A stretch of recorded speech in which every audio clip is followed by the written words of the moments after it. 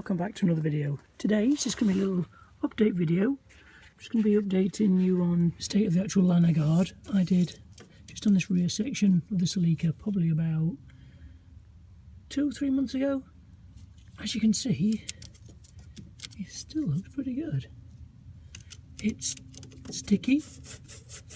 It's been driven probably, I don't know, only 300-400 miles, so it's not had a massive load of miles put on it since I actually did the Lanoguard, but it looks pretty good.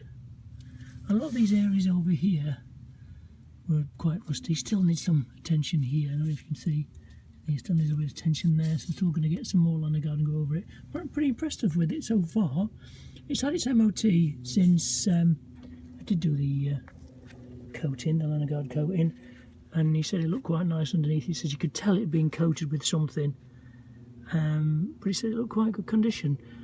I did say the brake lines need replacing, but so that's the only thing that's flagged up on really, but I'll be doing that probably over winter. That's not a problem. But yeah, I'm pretty impressed with it so far. It's got a little bit of a salt line there, I don't know if you can see that.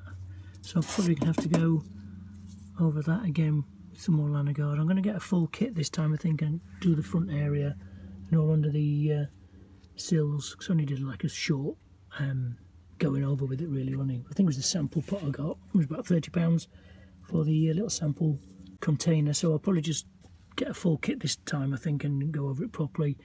Time will only tell what sort of wear and tear it will put up with, but it seems pretty good. It seems solid. It says it's self-healing as well. It sort of self-amalgamates, and if you get a scratch on it, it sticks back together with, you know, with the heat. So it never actually fully dries. You can actually feel, you can hear how sticky it is. Yeah, so I think I'm pretty impressed with this Lanoguard stuff.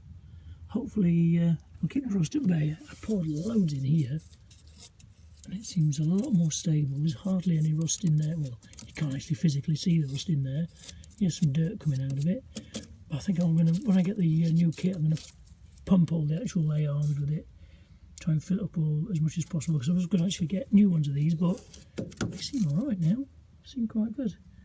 There was a lot of rust on this cross member before, and it seems to be fine. So yeah, I recommend trying it for 75 quid, and it lasts, they say, a year. For 75 quid a year, it's a pretty good investment really.